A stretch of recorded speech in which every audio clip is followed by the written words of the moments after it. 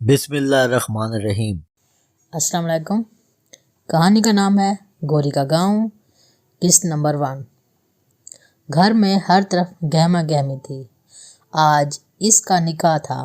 بظاہر تو وہ خوش رہنے کی اداکاری بھرپور طریقے سے کر رہی تھی، اپنی ساری کزنز کو اور اپنی چچیوں کو جلانے کے لیے، لیکن اندر ہی اندر خود جل بھی رہی تھی۔ محترمہ نے لمبی پلاننگ کی ہوئی تھی، تائی جان کے اکلوتے بیٹے کو پھنسا کر اس سے شادی کرنے کی۔ اس نے سوچا تھا کہ اپنی خوبصورتی کے بل بوتے پر وہ حیدر کو اپنے جال میں پھنسا لے گی، لیکن اس کی چال الٹی پڑ گئی۔ سیما نے اقرا کے کان میں سرگوشی کی۔ منال ان دونوں کو دیکھ رہی تھی اور سمجھ رہی تھی کہ وہ یقیناً اس کے بارے میں باتیں کر رہی ہیں اور اس کا مذاق اڑا رہی ہیں، اور خوش رہنے کی اداکاری تو ایسے کر رہی ہے جیسے ہم اس کے اندر کا حال پتہ ہی نہیں ہے۔ اس کو کہتے ہیں رسی جل گئی لیکن بل نہیں گیا۔ صدف نے بھی سرگوشی میں حصہ لیا، کہاں وہ امریکن حیدر اور کہاں یہ گاؤں کا لڑکا معاذ۔ اقرا نے کہہ کر اپنی ہنسی دبائی۔ منال دلہن بنی بیٹھی تھی اور وہ گھونگھٹ کے اوٹ سے ان سب کا تماشا دیکھ رہی تھی۔ نکاح خواہ آنے ہی والا تھا۔ وہ بن ماں باپ کی بچی تھی۔ اس کے 3 چچا تھے۔ ان سب نے اسے پالا پڑھایا لکھایا، لیکن اندر ہی اندر اس سے حسد بھی کرتے تھے۔ وہ خود بھی کوئی ابلہ ناری نہیں تھی، وہ بھی بہت تیز تھی۔ بڑی تائی کا بیٹا ہے۔ جب امریکہ سے اپنی تعلیم مکمل کر کے آیا تو تمام لڑکیوں کی نظر اس پر تھی۔ ساری کزنز چاہتی تھیں کہ حیدر انہیں پسند کر لے، لیکن مسئلہ یہ تھا کہ منال سب کزنز میں سب سے زیادہ خوبصورت اور حسین تھی، اس لیے ساری کزنز کو یہی پریشانی تھی کہ حیدر آتے ہی منال پر فدا ہو جائے گا۔ منال کو بھی یقین تھا اور وہ ہر طرح سے پر اعتماد تھی کہ حیدر اسے پسند کر لے گا۔ اسے اپنی خوبصورتی پر ناز بھی تھا اور اسی خوبصورتی کی وجہ سے اس کی سب کزنز اور اس کی چچیاں اس سے جلتی تھیں، لیکن بظاہر ایسے ظاہر کرتی تھیں کہ وہ منال سے بے حد محبت کرتی ہیں۔ منال بھی ان کے دل کا حال جانتی تھی۔ ایک دن منال اپنی سہیلی نور سے باتیں کر رہی تھی اور اسے بتا رہی تھی کہ وہ حیدر کو اپنی محبت کے جال میں پھنسا لے گی اور اسے شادی کرے گی اور اس گھر کی مالکن بن کر سب کا خون جلائے گی۔ تو شفا نے اس کی ساری باتیں سن لیں اور اس کو دفاع کرنے کے لیے اس کی چچیوں نے گاؤں میں رہنے والے دور کے ایک رشتہ دار لڑکے کو بلا کر اس سے نکاح پڑھوانے کی تیاری کی۔ جس لڑکے کو وہ گاؤں کا سیدھا انسان سمجھ کر منال کا نکاح کروا رہے تھے، اصل میں وہ اتنا بھی سادہ نہیں تھا، وہ ان سب سے زیادہ جیدار تھا۔ منال جان گئی تھی کہ گھر والوں نے حیدر کے معاملے میں اس کی پلاننگ کو جانتے ہوئے یہ رشتہ کروانے کا فیصلہ کیا ہے، اس لیے وہ چپ چاپ راضی ہو گئی، مرتا کیا نہ کرتا، کیونکہ شفا اس کی ساری باتیں سن چکی تھی۔ اسی وجہ سے اسے سب گھر والوں کے سامنے شرمندگی کا سامنا بھی کرنا پڑ رہا تھا، اور عافیت اسی میں جانی کہ چپ چاپ اس نکاح کے لیے ہاں کر دی۔ اس کو بتایا تو یہ گیا تھا کہ 1 سال بعد اس کی رخصتی ہوگی دھوم دھام سے، لیکن چونکہ دلہا بڑا جیدار تھا، نکاح کے فوراً بعد اس کی فرمائش آ گئی کہ وہ ابھی اسی وقت دلہن کو رخصت کرا کے اپنے گاؤں لے جانا چاہتا ہے۔ اگر دلہا یہ فرمائش نکاح سے پہلے کر دیتا تو یقیناً یہ نکاح ہی نہ ہوتا۔ دلہے کی اس فرمائش پر لڑکیوں میں ہنگامہ برپا ہو گیا۔ گھر کے بزرگ سوچ میں پڑ گئے۔ بالآخر یہ فیصلہ ہوا کہ دلہن نے دلہے کے ساتھ آج ہی رخصت ہو جانا ہے۔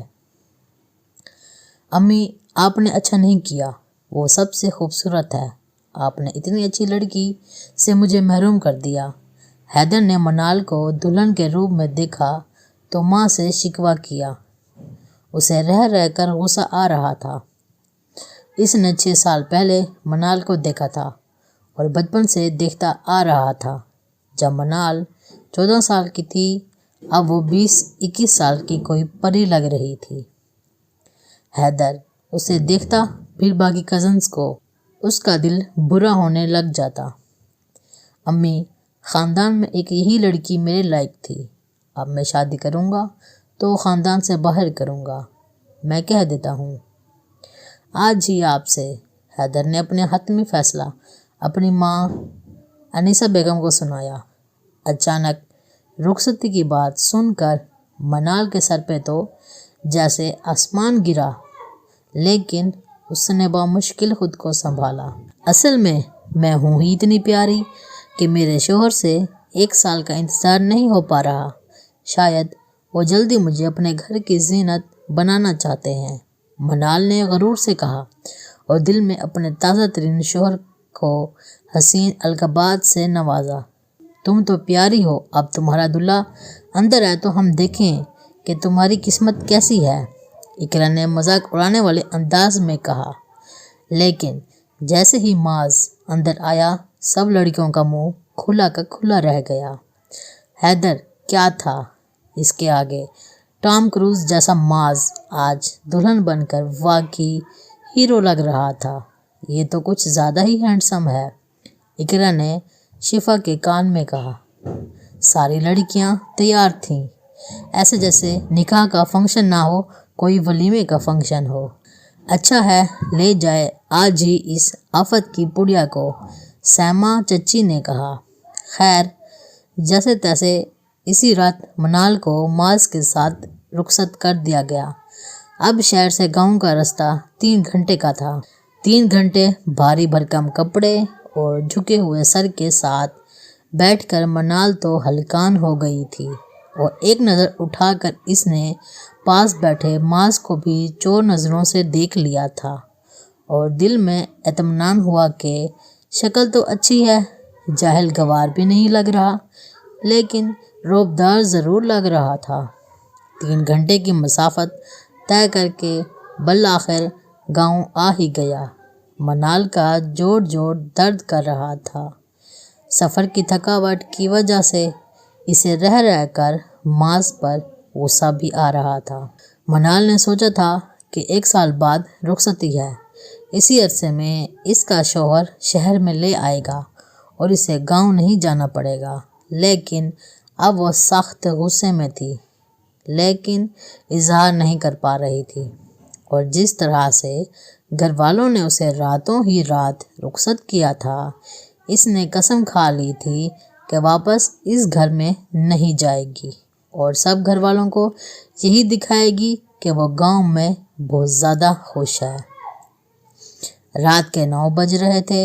معاذ تو گاڑی سے اتر کر ہی کہیں غائب ہو گیا تھا۔ ایک عورت اس کے ساتھ تھی، گاؤں کی، جو کہ نکاح میں بھی شریک تھی۔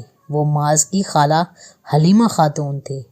حلیمہ خاتون منال کو اس کے کمرے میں لے کر گئیں۔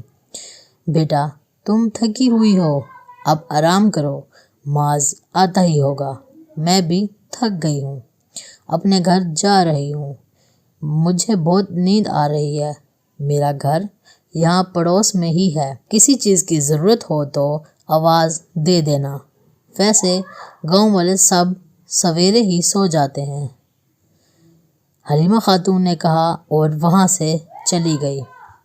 کچھ دیر تو وہیں بیٹھی رہی، پھر خیال آیا تو کمرے سے باہر نکل آئی اور گھر کا جائزہ لینے لگی۔ اس نے سوچا تھا کہ گاؤں کا کوئی بوسیدہ گھر ہوگا، لیکن یہ اچھا خاصا شہر نما گھر تھا۔ چھوٹا تھا لیکن خوبصورت تھا۔ بجلی نہیں تھی، لیکن سولر لائٹ کی وجہ سے پورا گھر روشن تھا۔ منال نے نوٹ کیا کہ گھر میں سولر سسٹم اچھے طریقے سے لگا ہوا ہے۔ سولر کی پلیٹ بھی نظر آ رہی تھی، UPS بھی اور بیٹری بھی۔ منال کو تھوڑی تسلی ہوئی۔ وہ اپنے خیالوں میں گم تھی کہ پیچھے سے کسی کی گمبھیر آواز سنائی دی۔ دلہن ایک جگہ پر بیٹھی ہوئی اور شرماتی ہوئی اچھی لگتی ہے، तुम अजीब दुल्हन, वो जो पहली रात ही सैर सपाटों में निकल आई। माज की आवाज़ पर वो जैसे उछल पड़ी। नहीं, मैं तो वो घर देख रही थी। मनाल हड़बड़ा गई। ये काम सुबह किया जा सकता है, घर कहीं भागा नहीं जा रहा। गांव वालों ने देख लिया तो मेरा मजाक बनेगा। वो काफ़ी सख्त लहजे में बोला। मनाल फट से अंदर आ गई और बेड पर बैठ गई। उसे बहुत बुरा लगा माज का यूं बात करना। थोड़ी देर बाद माज अंदर आया। मनाल का दिल अब किसी बेलगाम घोड़े की तरह दौड़ने लगा। इसे लगा माज इसके पास आएगा, मुंह दिखाई देगा, इसके हुस्न की तारीफ करेगा, मीठी मीठी बातें करेगा, लेकिन ऐसा कुछ नहीं हुआ।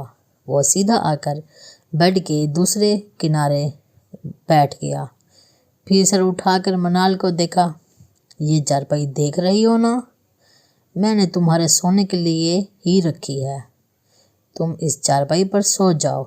मुझे अपने बेड में किसी की मदाखलत बर्दाश्त नहीं होती। मेरी नींद खराब होती है। जाओ, शाबाश, सो जाओ। माज ने अपने रौबदार लहजे में कहा।